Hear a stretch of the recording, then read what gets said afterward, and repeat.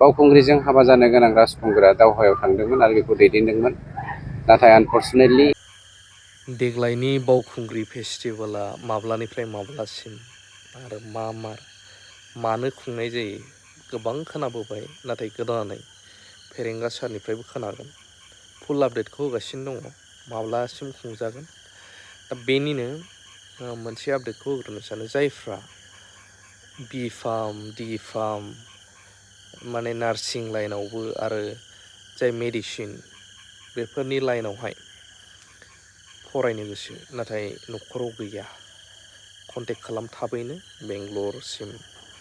मेडामा जाय इनस्टिटिउटआव मावो बेनो आं सिगांनिफ्रायनो खिथाबोखाबाय। दायो एडमिसननि थाखाय डेटआ फोसावफिनबायानो। थाबैनो कन्टेक्ट खालाम। उदालगुरिनिफ्राय निशा मेडाम, आं सिगांनो फोरमायबाय नोंथांमोननो माने फरायनायनि थाखाय ओरैबायदि सुबिदा बानायनानै होगोन, मोजां फरायोबानो जाबाय। थाखा फैसा जायफ्रा हाजोबा फरायनायनि थाखाय नोंथांमोननो मददबो बोरै बानायना होनांगौ, नाथाय बेखौ फरायखांनायनि उनाव साख्रि मोनोब्ला सुख'फिनबानो जाबाय, बेफोरबायदि आरोना। बेखायनो थाबैनो कन्टेक्ट खालाम नैबे कन्टेक्ट नाम्बारावहाय। गासैबो डिग्रि जायफ्रा लानो गोसो दानिफ्रायनो नार्सिंआवहाय गोबांथार, जेरै ANM, GNM, BSc, first BSc, first basic BSc, MSc आरो हटेल मेनेजमेन्ट एक्सेट्रा कर्सफोरखौ नैबे मेडामाव थाबैनो कन्टेक्ट खालामदो। सुबिदाखौ आं सिगांबो खिथाखादों, मानगोनां रन्जन दैमारि सारमोननि बिदानि बिहामजो बा सारनिबो बिहामजोआनो जाहैबाय बिथांजो होननानै। जिखुनु जा बावखुंग्रिनि आपडेटआव थांनि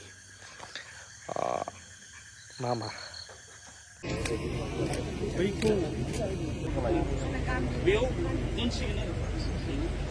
बावसोमदोंमोन थांगा बावखुंग्रि জ্ঞাপন কৰিছো। এইবাৰ আমাৰ কাৰ্যসূচী অনুসৰি दिनै 12টি बावखुंग्रि फोरबो फालिनायनि जागायजेननाय सान। रंजाथावना बाथ्राया जादों दिनै जोंनि सरकारनि बानजायनायाव राजखुंग्रि बावखुंग्रिनि मुङाव दिनै जोङो मोनसे मुसुखा गायसननो हाबाय। खुगाजों खुगा सोलिबाय थानाय बाथ्रा बायदिब्ला राजखुंग्रि बावखुंग्रिया महाराजा दाउखा राजानि फिसाजोमोन। जाय समाव राजकुमारिया हाबा जानो गोनां जादोंमोन, हाबा जानायनि सम फैबायमोन बा हाबा जानो बोथोर लाबायमोन, बे समावनो दाउखा राजाया गुबुन मोनसे रायजोनि राजाजों दावहा नांनो गोनां जादोंमोन। आरो बे दावहायाव राजखुंगुरा बावखुंग्रिजों हाबा जानो गोनां राजखुंगुरा दावहायाव थांदोंमोन आरो बेखौ दैदेनदोंमोन। नाथाय आनफर्चुनेटलि राजखुंगुरा दावहायाव जिउ गोमानो गोनां जायो, बावनो गोनां जायो गावखौ हादोरनि थाखाय। बेनिफ्राय जेब्ला बे खबरखौ राजखुंग्रि बावखुंग्रिनि खोमायाव हाबफैयो, बे हिदिनखालि 14 थारिखमोन, इंराजिनि 14 थारिख होननानै बुंगोन जोङो। बेनिफ्राय बर'नि जोङो गोदान बोसोरनि जागायजेननाय। बे जागायसननाय समाव बावखुंग्रिया बर' हारिनि थाखाय, गोजोन आब्रुथिनि थाखाय, सान्थिनि थाखाय आरो बर' हारिनि रायजो राजा हादोरनि जौगाथायनि थाखाय हजों हाजोआव गाखोनानै बियो आर'ज खालामबाय थादोंमोन।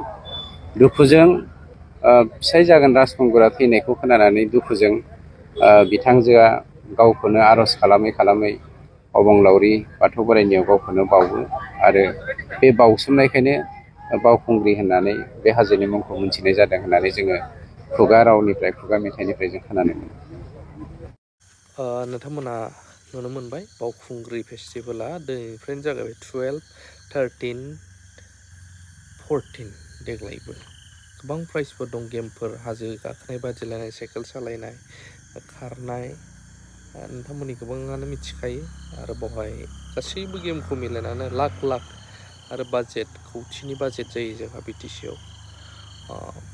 बैफोरखौ माने नैबे फेस्टिभेलखौ लानानै आरोना।